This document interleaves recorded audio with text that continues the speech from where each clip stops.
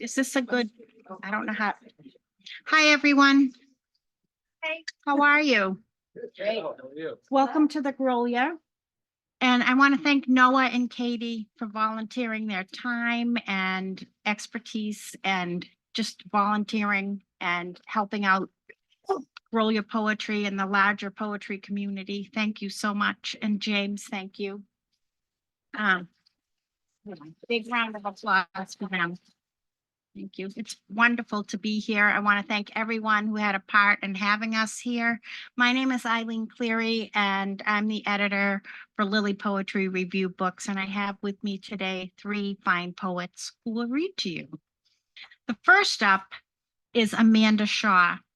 Since receiving her MFA from Warren Wilson Program for Writers in January 2020, Amanda Shaw has been the caretaker for her mother.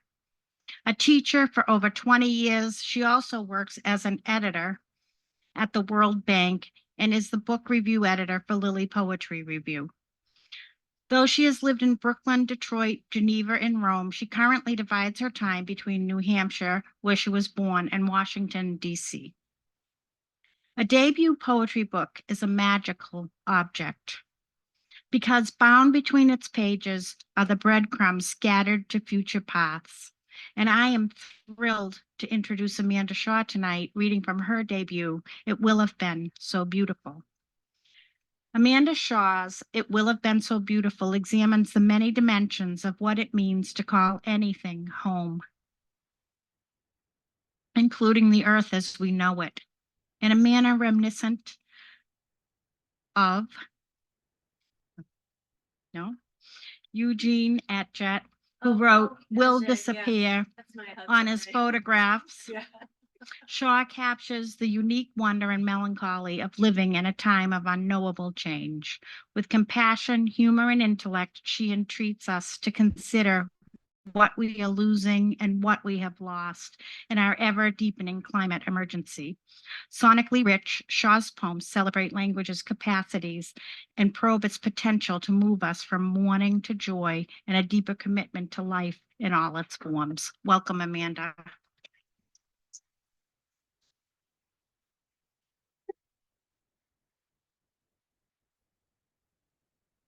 Thank you, Eileen.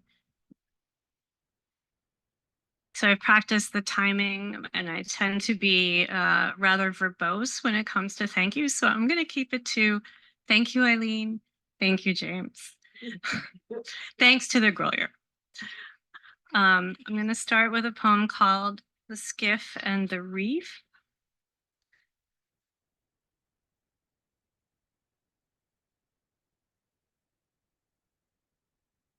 The Skiff and the Reef. The television is tuned to a show about Britons fishing in a kind of skiff made of interwoven willow rods.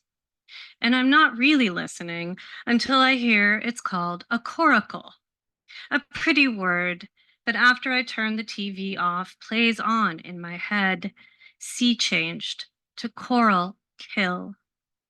The flap in my mind that opens to this odd sentence like the flap in the pop-up book I gave Ruthie, who lives by the sea.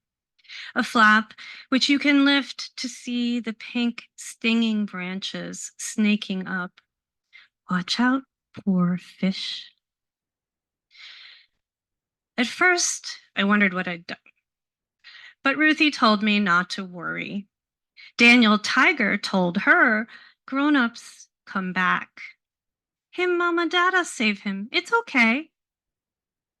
First time I watched Daniel Tiger, the chirpy 4 notes of his chirpy song stuck in my head for the rest of the day, and I was almost angry at the lie.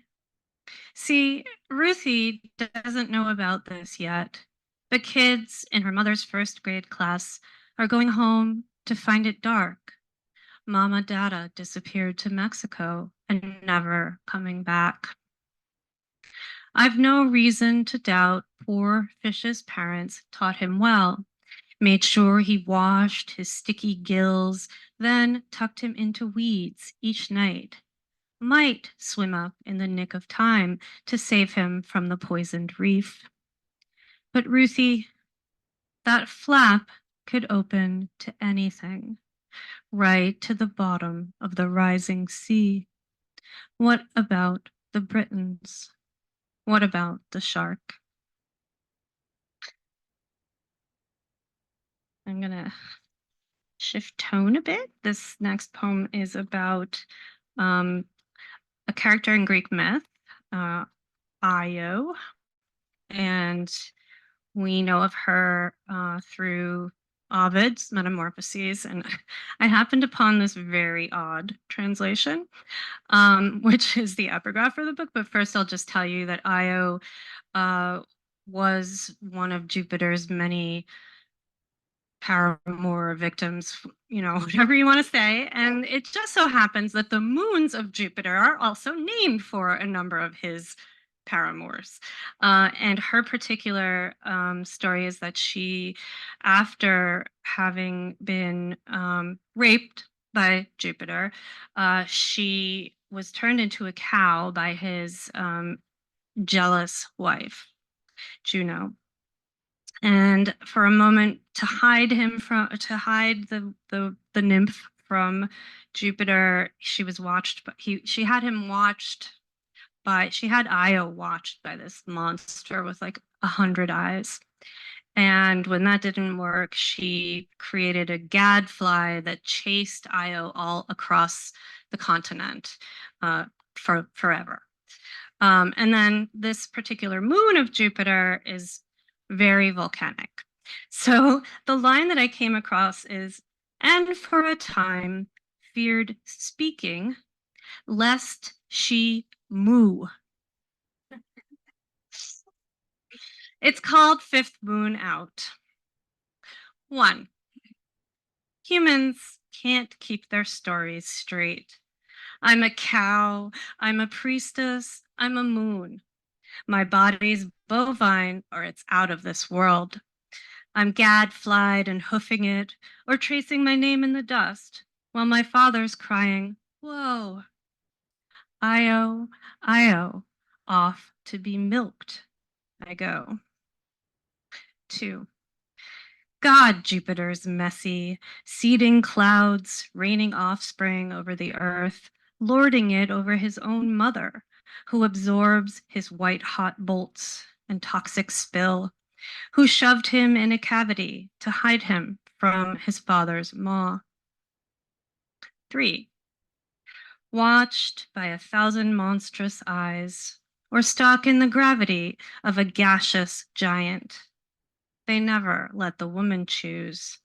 But Ovid, really, moo? Give me the one where I'm spitting fire. Count my volcanoes, hear me low. Okay. This next one is called Allegory of the Fish. Many of you have no doubt seen Roger and Me, Michael Moore's first movie. Allegory of the Fish. Some years ago now, someone found selexibenzolabilify, norfluoxetine, venlafaxine, diphenhydramine, paroxetine in Great Lakes fish brains, fish livers, fish muscles, even gonads.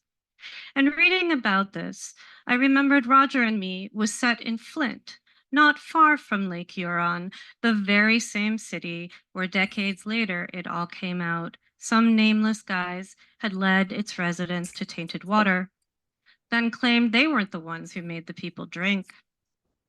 Besides, we all die anyway, I believe is how it went down at the hearing, which only just happened a month or so ago, though the spokesman had a point.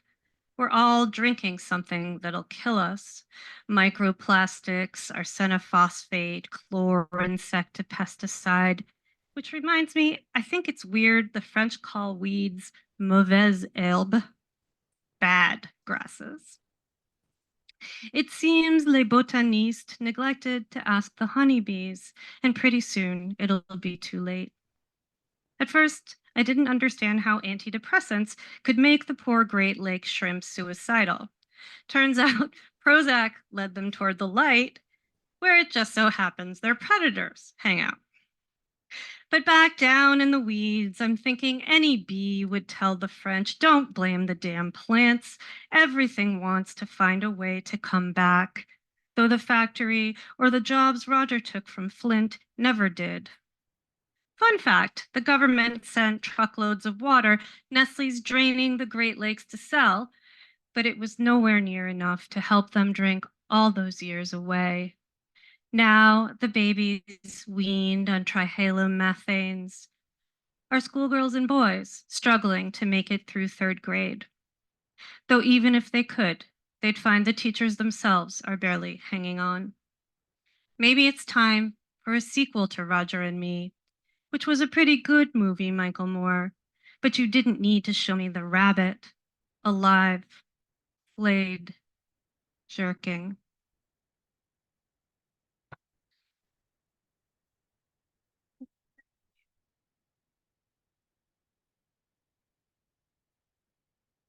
I have a color coding, but husband. Okay, this is called Spring, Room 210. I have moved the desk. The test I've been given stretches over 11 pages of choices. On some, I'm provided a box where I'm to pencil in a sketch. The taut vowels of men salting the steps slip through gaps into my room. Out the locked window, it's April in Vermont, and I am away. With the desk here from a certain angle, I can focus on last October's leaves graven on the skin of the ice, still skimming the Connecticut. Earth, burgeoning outside these 200-year-old pains, revoke your newest confessions, your crocuses I never meant to witness.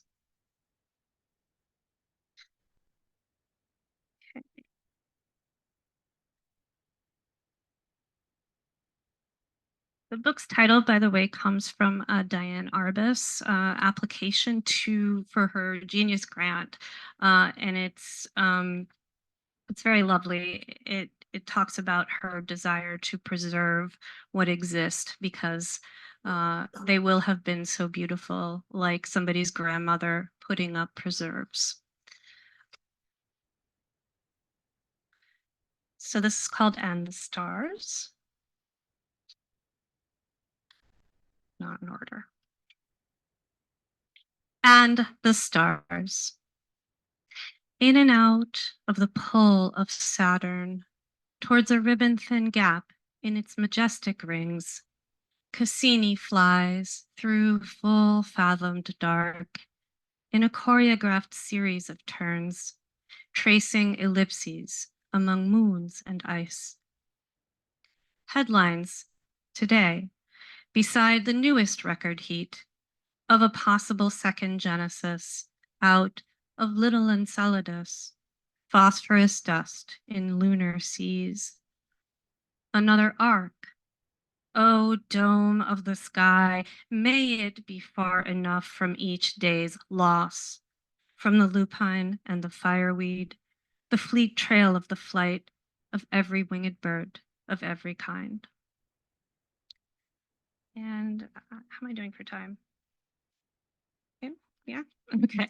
I'll end on, so this is very funny. This poem's called Residuum, and I refer to the Mask of Agamemnon, which was you may know, there was an archaeologist named Heinrich Schliemann who believed that he had found the actual Agamemnon, but in fact he had actually destroyed the Troy that he was looking for. That was actually many layers above how far he had dug down. So it was not the Mask of Agamemnon, but he was very excited. So this one is called Residuum.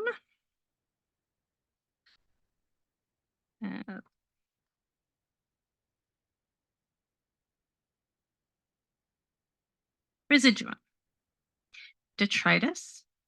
I've never heard that word, my new neighbor says, as I'm apologizing for what I mistakenly rinsed off of my deck onto his below. The stems and leaves and plastic bottles they stick in the dirt at a plant nursery, the ones that tell you whether you possess the suitable conditions for keeping the poor root-bound flowers alive wherever you're taking them, which in my case, I do. Enough light and space for roots to spread, and choice of deck or windowsill or yard, depending on weather or time of year. And I answer, debris. The way the English guy in a 1,000-part documentary about excavations at Troy, that whole today I have gazed upon the face of Agamemnon, says debris. As though my neighbor, Steve, who doesn't know me or the word detritus, and he's a lawyer, would know why that foppery is funny. That I'd never say the word that way myself, except as a joke, the kind I tell that never land. Although when I was 10, I'd say malice of forethought or beating a dead horse, and my friends were like, what the fuck, Amanda?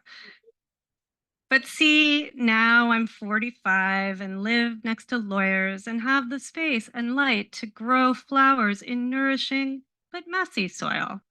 That detritus that washes down onto his deck in spite of my care. No, he's got to know I'm not that weird. Moreover, I've heard it said I'm a cute nerd. That's how far I've come. But Steven's gay anyway, and surely my level of cute, despite awkwardness, is not in play. I'm just saying I'm not that person. I'd never deliberately fling soil. Let's face it, dirt. It's trash. It's detritus. It's just the right word for the situation onto his property. Incidentally, that mofo Schliemann was not only wrong about Agamemnon, he dug up all that dirt without forethought, destroyed the layers of time above the find he bragged about with such grandiosity. But I know enough now not to share this further evidence of nerdity, so I am furiously digging into my mind, like I always do, for words, more words, to supplement the more words that didn't work the first time. But then Stephen says, I like it. I'll have to use it.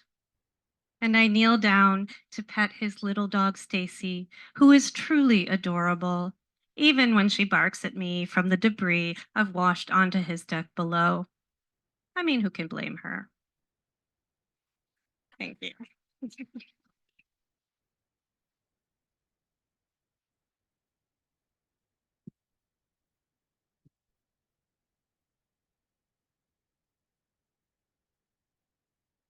was wonderful. Thank you, Amanda. Thank you all too. Next up is Jules Jacob, and she is the author of The Glass Sponge, a semi-finalist in the New Woman's Voices series for Finishing Line Press, and co-author with Sonja Johanson of the illustrated chapbook Rappaccini's Garden, White Stag Publishing, December 23. Her poems are featured in journals and anthologies including Plume, Rust and Moth, Lily Poetry Review, the Westchester Review, Mid-South Sonnets, and others. Daniel Lawless, founder and editor-in-chief of Plume, a journal of contemporary poetry, says this of Jules' Kingdom of Glass and Seed. Early in Jacob's riveting new collection, in the poem My Mother Eats Wyoming, we find the lines, in matchbox beds, while they recovered from amputations guaranteeing the patients couldn't escape. And there it is, beneath the titles Light-Fingered Surreality, the book's signature tone, scenes of hard-scrabbled tenderness and sometimes unbearable cruelty, scavenged and placed ever so carefully side by side in memory. And so it goes too, in line after stunning line. What did Rilke write? Every angel is terrifying. A truth Jacob seems to know in her bones, and one reading these poems we feel in ours. I can tell you that Kingdom of Glass and Seed examines who and what we love and destroy in our relationships with each other and in the natural world, and what we salvage from the remains. These imagistic poems, at times echo-poetic, apocalyptic, and surreal, mine the creative and destructive duality in mankind by relating human nature to the natural world through unique lived experiences. Jacob's cultivated themes of nature and the environment, motherhood, childhood, and generational trauma offer rare insights from an author and poet who's an emeritus master gardener, certified horticultural therapist, foster parent, and former court-appointed special advocate for abused and neglected children. Jules Jacob turns on the volume for a previously mute kingdom.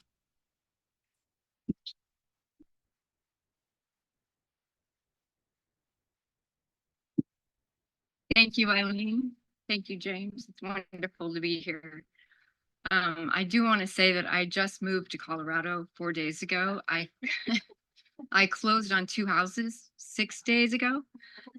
So that was beautiful, Eileen. My poems are also place-based. And so with all that moving around, I'm going to move around tonight with the poems, most of which are in this book, Kingdom of Glass and Seed. There'll be a couple new ones, and there'll be a couple from my new collection of poisonous plant poems. Yes, poisonous plant poems. I'm going to begin with Rogue Waves. What weighs more heavily on the belt? Sadnesses or memories? The Book of Questions, number 45, Pablo Neruda. I remember when I managed water as a lifeguard and body surfer.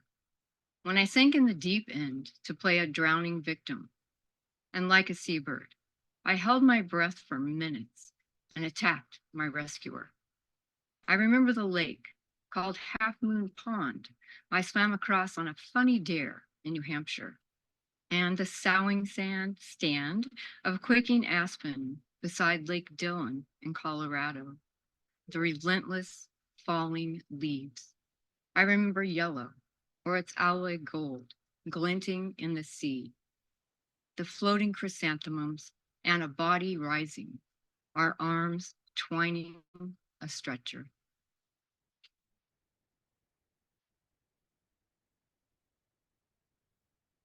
Late July, Highway 160. Speeding by Spokane's high school's baseball fields, I recall my son's strong 7th inning swing. Missing him, I box the image with his bubble-wrapped trophies and drive faster than the pain. A 60-second news flash, 87 degrees, a slight wind. An attack in Kabul kills 10. New deaths, enlisted sons. I pop a CD mix in. Alone, pennies from heaven, and Tom Petty's running down a dream. We're going wherever it leads.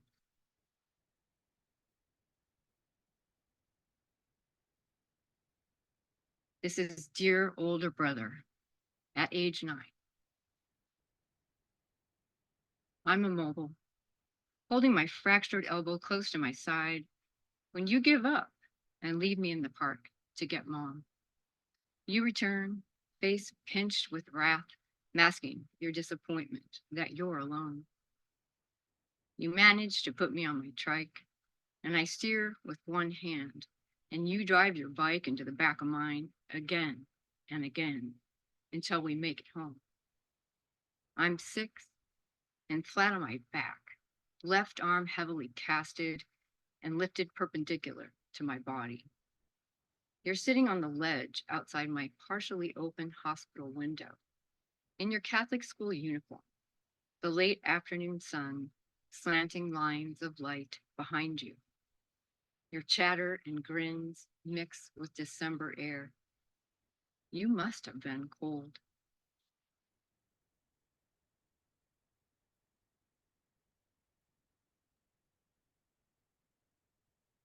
Now we're gonna go to a different state. My mother eats Wyoming. When asked why she loved Gillette's Depression era soil, Mom says she can't remember specifics other than she prized the taste. I sweet talk, but can't persuade her 5-year-old self to appear. The one who with her first cousins kept grasshoppers in matchbox beds while they recovered from amputations, guaranteeing the patients couldn't escape. Mom's endearingly thirsty. She locates fountains and perceives softness quickly, prefers water hard, naive to her divining. All right, so now I'm going to switch it around a bit. I'm going to move over to these poisonous plant poems.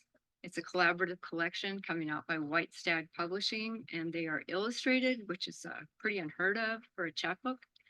Sonja Johanson is my collaborative writing partner, and she's lives in Maine and also in Boston. And she's a horticulturalist and a great poet as well. And she approached me about 7 years ago. So I had some poisonous plant poems that I write poisonous plant poems. So therefore, we started working on this collection. So this is pokeweed, Phytolacca americana.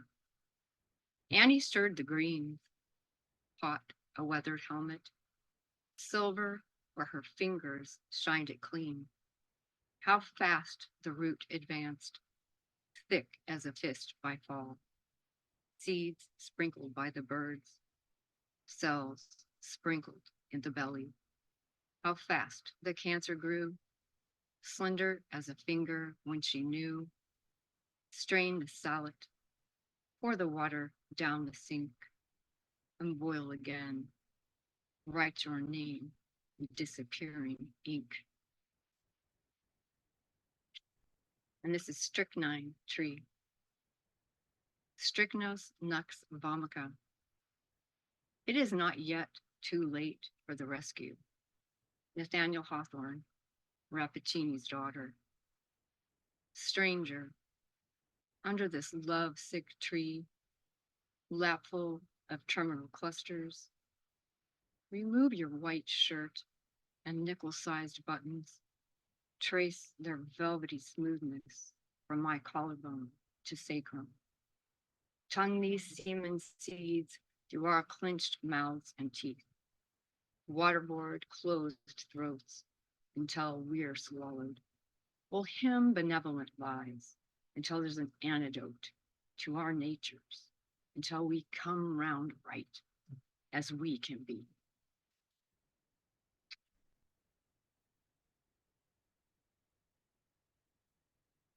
Where am I going? I'm going back to New Hampshire. The botanist's daughter. My father has a master's in botany, and he's here. My mom, and a degree in chemistry, so to pay homage. Dad battles sedgegrass invading blueberries. On our hike to the back pasture, he points to wild turkeys consuming the year's crop, to juvenile chestnuts, unaware of future blight. He pauses once to discuss 5-foot ruts logging after heavy rain scored on the forest floor. The skidders dragging mature white pines from our woodland cathedral. We head to a high point where my grandmother said on clear days you could see the Atlantic. I squint past Parker Mountain, kneel, and release the red-spotted newt. I pocket a piece of mica and pink granite. Dad says, I'm thinking of Saunders Ledge, the ocean too far. And he was right.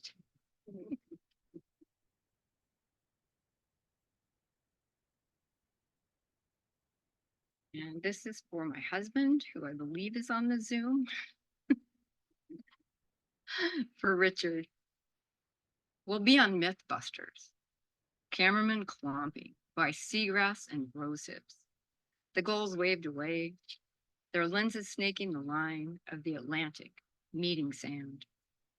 We'll discuss our favorite episode, walking versus running in the rain.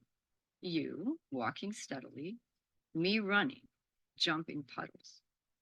It turned out slower, equal drier. The producer will stand on the Old Orchard Beach Pier, your mom backstroking from the horizon. She'll speak Portuguese, serve 1950 Sao Paulo with a kick of gin at 9,000 feet in the Rockies, the salted air crisped by juniper and cabasas. We'll prove time loops backwards, current actions changing the past. You'll toast the hours. I'll set the year forward. And I'm probably going pretty fast, but I have two more poems lined up, and these are new poems. This next poem is going to appear in Plume in a month or so, I believe. I'm heading back to the West. This is Sky Grief. Arizona and the Black Canyon of the Gunnison hold the Milky Way of my youth. Gas and dust spiral. Stars and planets in the billions, now invisible to 80% of Americans, who won't see nocturnal lesser long-nosed bats locate an organ pipe cactus when it vibrates and releases musk from nocturnal blooms produced in its 35th year. Safe from fine-toothed spines, Chiroptera dip faces and tongues longer than their pollen-covered bodies into blossoms, lapping up nectar like a kitten or a girl, drinking a swath of starry milk after the hand-like wings of the only animal capable of flight grazed her face while she slept outside in a sleeping bag in Colorado. And I'm going to close with how the gardener sells her home. And the home I just left. Believe it or not, I traveled back and forth as a kid from Colorado. We spent our school years in Colorado and our summers in New Hampshire. I lived in New Hampshire for 10 years, lived in Colorado. My kids were born in Concord, yet somehow I ended up in Missouri, Southwest Missouri, for 29 years in the Ozark Mountains. And I don't know how that happened for so long, but the Ozark Mountains are, I don't know, you got to hold on this.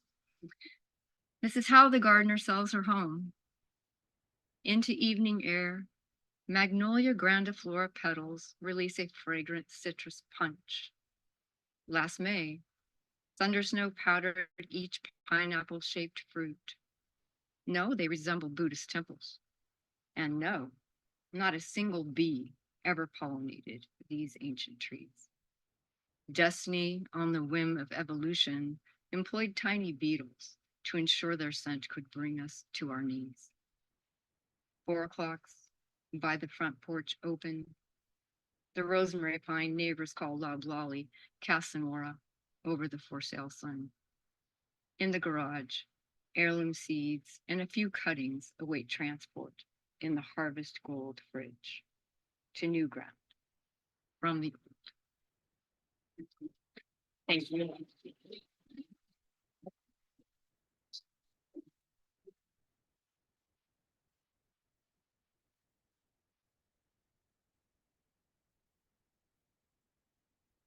That was beautiful, Jules. Thank you.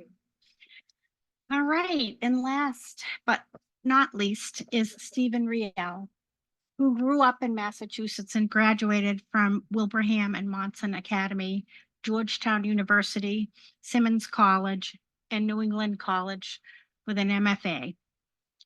Riel is has retired as manager of the serials cataloging unit at Harvard University Library. He is the author of one other full-length collection, Fellow, Oddfellow, and 3 chapbooks, the most recent of which, Postcard from P-Town, was published as runner-up for the inaugural Robin Becker Chapbook Prize. Amherst Writers and Artists Press published Stephen's first 2 chapbooks, How to Dream and The Spirit Can Crest. Riel is currently editor-in-chief of the Franco-American literary e-journal Résonance. He served as poetry editor of RFD magazine from 1987 to 1995, and his poems appear in the Minnesota Review, International Poetry Review, and numerous other journals and anthologies. Joy Layden calls Riel's Edgemere gorgeous, heartbreaking, and witty, often at the same time. She praises the poet's exquisite precision and extraordinary musicality as he traces the shimmering, fragile webs of love, experience, and culture that connect us to one another. The presidential inaugural poet Richard Blanco adds, Riel's poetry invites us to time travel back to TV shows, the civil rights movement, Reagan-era politics, the impact of AIDS pandemic, and the losses that ensued, including his own brother. These touching and evocative poems are elegies, but also odes, celebrations of sexuality, gender, and pop culture along the journey of becoming. Stephen Riel's collection is pro-feminist. It marshals a parade of female personas that includes Senator Elizabeth Dole, Perry Mason Secretary Della Street, Joan of Arc, the Supremes, Squeaky Frome's imaginary sister. Riel also conjures the voices of animals and inanimate objects that plumb longing or innocently describe what they cannot understand. These poems zigzag across liminal spaces, not just between male and female, but human and inhuman, and between those fallen from AIDS and survivors who grieve for them. At the boundaries, Riel transgresses. You could not step lightly. You could step lightly. Find out if you get free or you get caught. Welcome.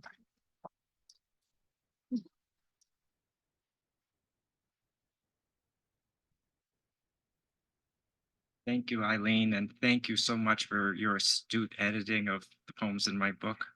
It only is what it is because of you. And thank you, James, for helping to put this on. I'm going to read 4 poems. The first one is called, well, first, before I tell you what it's called, I want to tell you that I'm trying to portray the consciousness of a boy who his consciousness hasn't fully developed. He notices the dots, but he hasn't connected them yet. So the title of this one is Shoot to Kill, or You'll Be Glad You Used Glade. Since I'm the 5th grade fag who gets throttled in the skunk cabbage swamp where the teacher's aide can't see, better to pretend I'm the high-heeled mom in the commercial protecting her split-level family, the Glade lady who shields what she can from what reeks. Better to press with a manicured finger a recessed plastic button as gracefully curved as an Edsel's dashboard. Better to target with, look, disodium phosphate, any enclosed and tight spaces where germs or Viet Cong cluster, diaper pails, disposals, fringed ditches around rice fields, egg beaten by helicopters. No place to hide, no way to escape. Better to say my tummy aches and stay home. Better to wave a sweeping wand.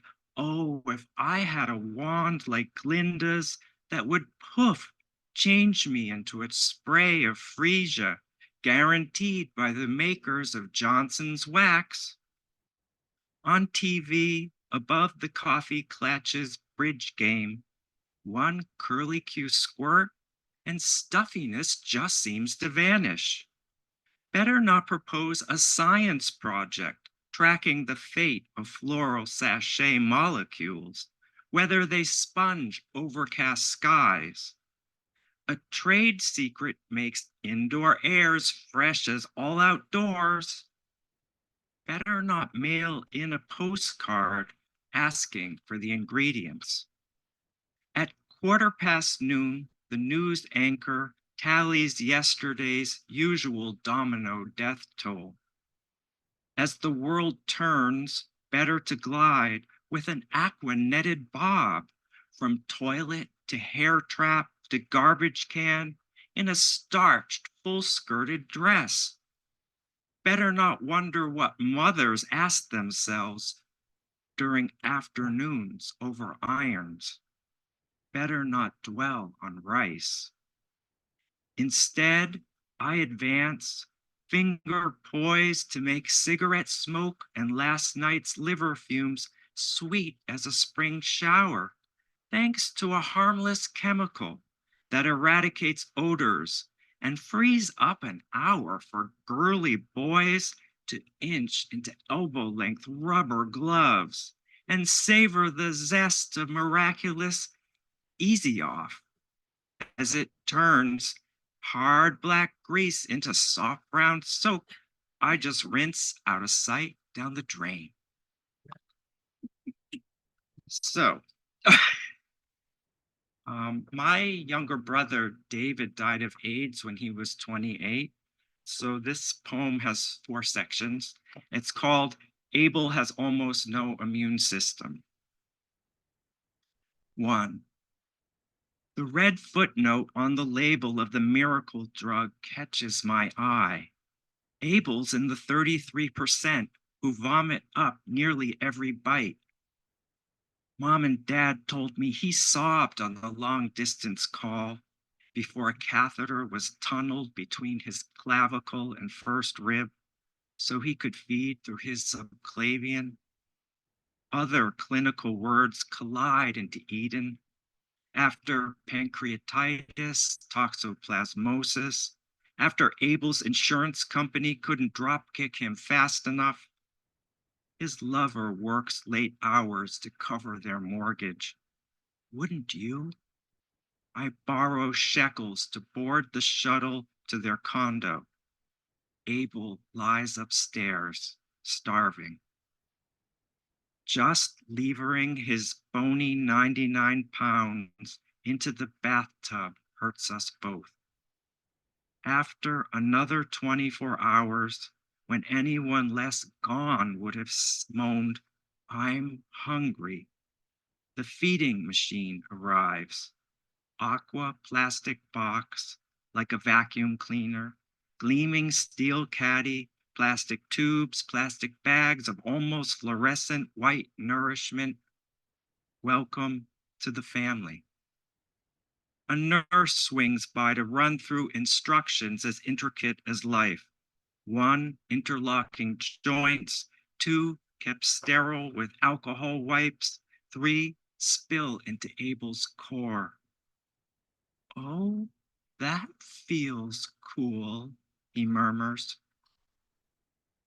This mission is a booby trap when each step must be followed to the iota to foil microbes. Is it possible to be precisely prophylactic forever and ever? And what if someone sleepy and or absent-minded stumbles through what's now second shift? How to gauge a turn for the worse? I am my brother's keeper. 2. Yes, my name is Cain, and I'm calling about Abel. Yes, I do have his patient ID. I want to see the bill the home health company submitted, the 3D pie charts accounting blazoned at board meetings to extol how much moolah was pinched by discharging failing policyholders into the land of Nod.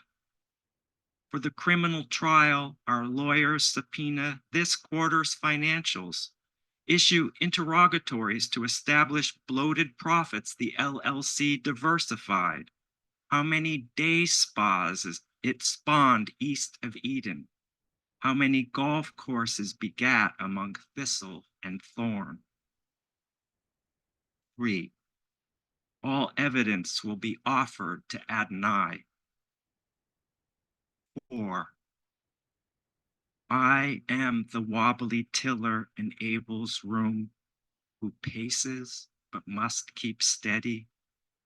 With rigid fingers, I hold the survival of my first rival, whose birth introduced me to the murderous scythe I swing inside. This vigil will last days, only hours in fact. Unto dust thou shalt return.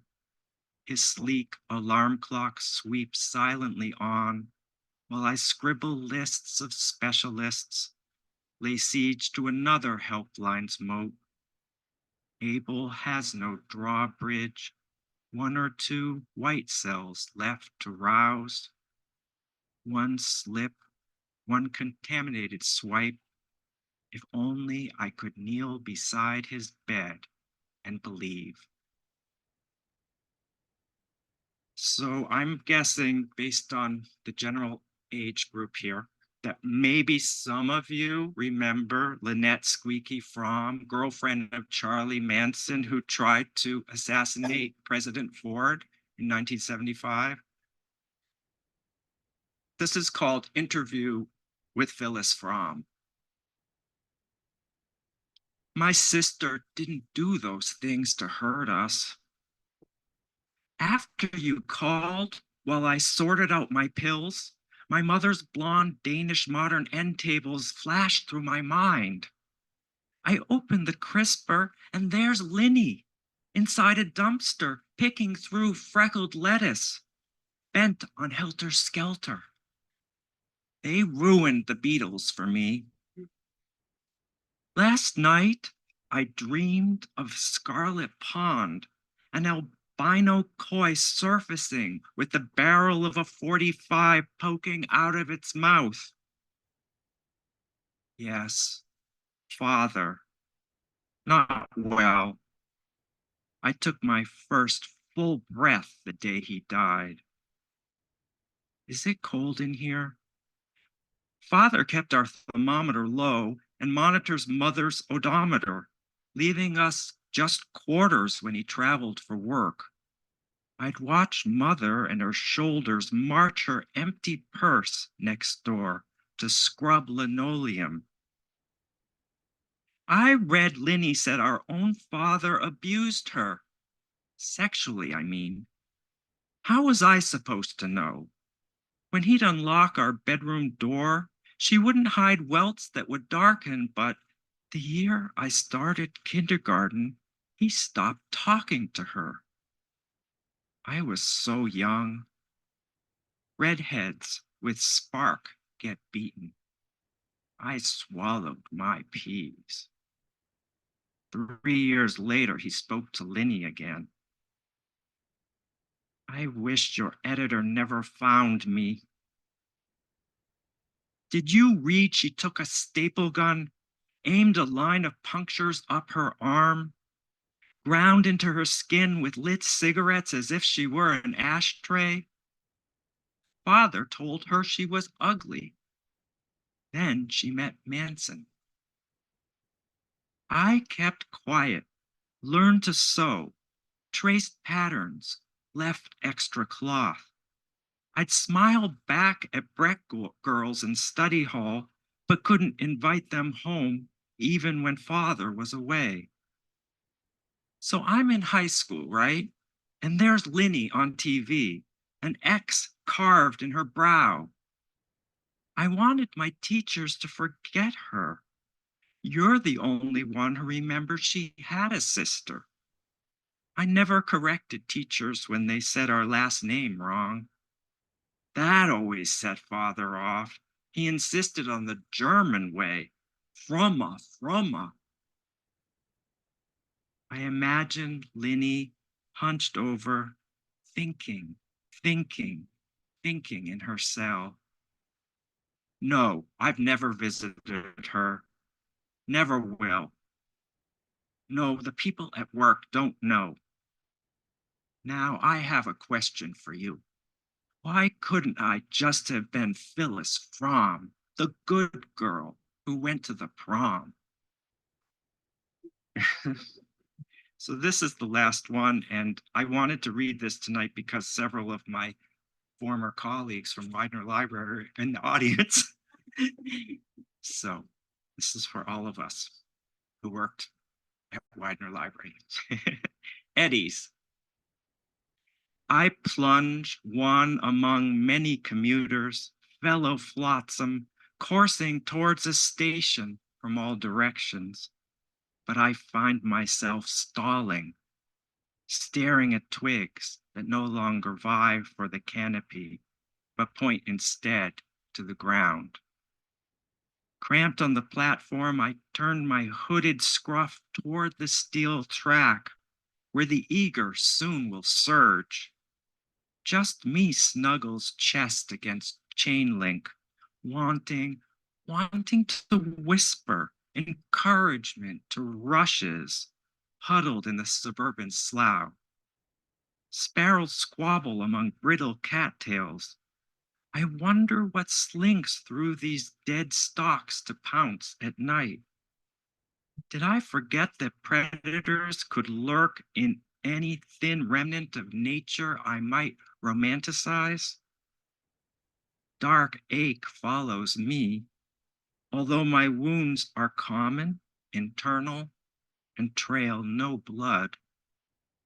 At the office, I pretend hallways are tributaries.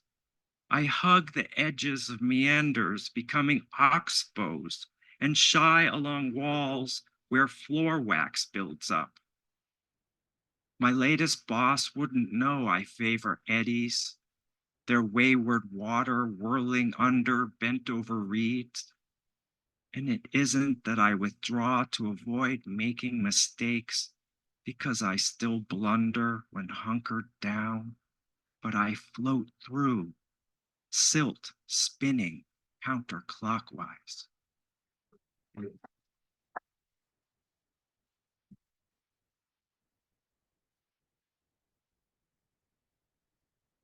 Thank you all so much for being here tonight. And thank you again to Kate and Noah and James for having us here at Lily Poetry Review. We're so happy. We know there's lots of other places you could be tonight, and we're just happy that you chose to stop by here. So thank you so much. And there are books available in the back.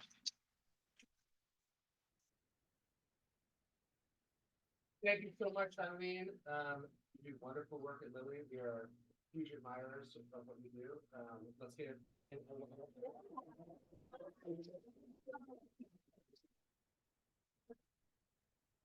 Thank you, all great poetry tonight. That was very beautiful. Let's give them a round of applause.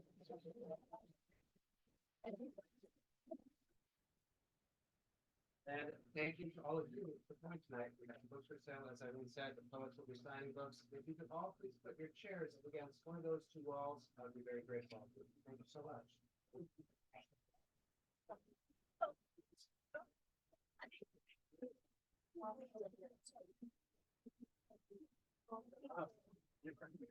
Yeah, I know.